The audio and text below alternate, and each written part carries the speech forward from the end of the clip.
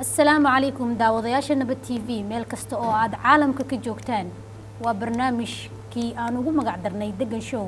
barnaamijka maanta waxaan ku soo qaadan doonaa doorka haweenka Soomaaliyeed ee xilalka ka soo qabtay dalka Mareykanka horey waxa aqalka sare ee wakiilada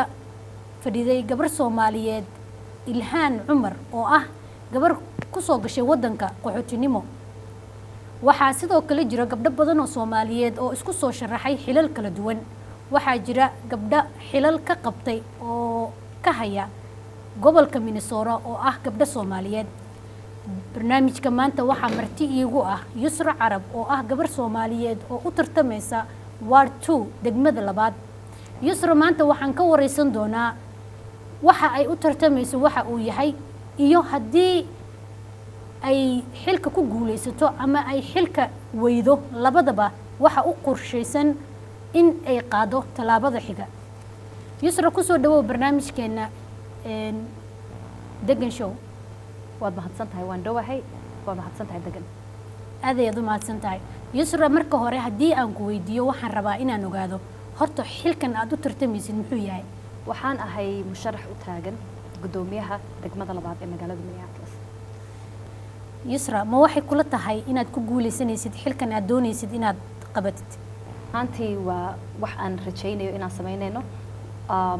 waana fursad aad u weyn oo ummadda Soomaaliyeed ay ka faa'iideysan karto waana ila tahay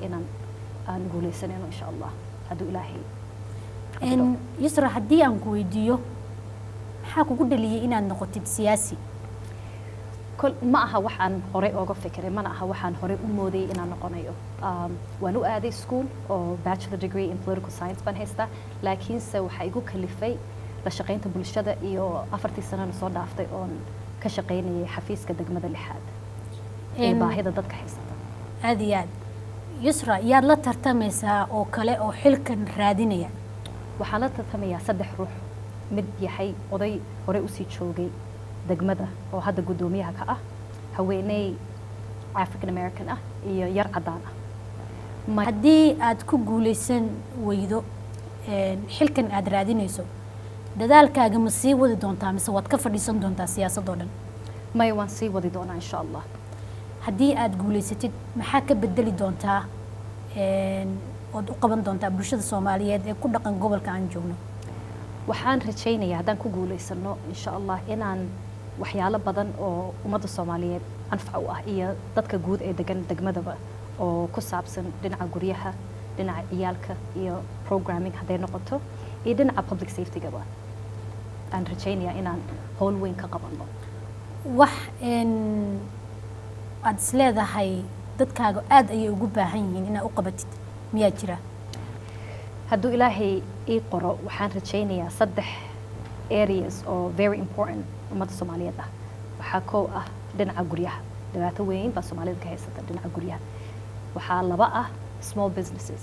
oo hadda dhibaato weyn ay haysato oo because of 2020 ee dibkii dhacay iyo covid ka soo raacay iyo waxa dhinaca saddexaadna waxaa weeyaan public safety oo day magaalada dambe hadda ay experience gareynayso in waan gartay ma laga yaabaa in wax ka qabataan dilalka maalin walba dhaca dhalinyarada maalin walba istooganaysa haddii iyagu dhexdooda yihiin iyo haddii ajaanib dilaysaba ma laga yaabaa in arintaa aad isbedel ku samaysid insha Allah waxyaalaha ugu horeeya aan rajaynayo inaan wax ka qabto taasa ka mid ah horey baan uga soo shaqeeyay issues oo saas oo kala ah markaan joogay degmada lixaad marka waa waxyaalaha aad aan ugu baahanahay dhinaca ciyaalka inaan howl weyn ka qabano haday noqoto programming inaan sameeyno haday noqoto waxyaalo la dhaho diversion programs haday noqoto la shaqeyn ciyaalka la shaqeynayo lagu la xiriyo shaqooyin iyo programming iyo xaladaha say opportunity yaasha jira magaalada maarta wax uga qabsadaan dhanka kale waxa jira ciyaal fara badan oo maalin walba overdose u dhinta dhanka iyadana maxaad isleedahay waad ka bedeli kartaa horta arintaas saameyn weyn bay bulshada Soomaaliyeed ku haysaa waxaan rajaynayaa bal inay magaaladu ay intay step up gareyso ay sameeyaan waxaa jira hab loola la caawiyo ciyaalkan oo kale oo ruuxa hadduu haysto addiction waxaa jira treatment centers la geyn karo detox la geyn karo oo waxaana muhiim ah inay wuxuu ahaado wax culturally appropriate ah wax dadkeena ay garanayaan dad adig ku eg ka shaqeeyaan ku fahmi karaan dhaqankaaga yaqaanaan because waxay la tahay dadka badankii si fiican arrinkan uma fahansana iyo dhibka ay leedahay iyo say u weyn tahay waana arrin waddanka dhan hadda saameyn ku haya marka waxaan rajaynayaa bal inaan haysano more culturally appropriate treatment centers iyo dee option ciyaalkan la siiyo say bal ooga baxaan meesha ay ku jiraan iyo dhiirigelin aan waalidka aan u sheegno dhibka ciyaalka ka haystay iyo sababta ay maanta meesha ay joogaan ay u joogaan iyo say ooga bixi lahaayeen waxaan rabaa barnaamijka inaan soo gabagabeeyo maxaad ka codsanaysaa bulshada Soomaaliyeed maanta fursad baad haysataa TV-ga ka arkaan way ku maqlaan waxaan rabaa inaad ka faa'iidaysatid fursadan oo aad dadkaaga fariin u gudbisid si ay maxaa la dhahaayay ay codkaagu u gaaro dal iyo dibadda bulshada Soomaaliyeed waxaan ka codsan lahaa inay garab istaagaan oo ay caawiyaan hadday noqoto inay volunteering ay sign up gareeyaan inay volunteer gareeyaan for the campaign hadday noqoto inay i codeeyaan markay doorashada la gaaro iyo bisha afaraad oo hadda aan gali rabno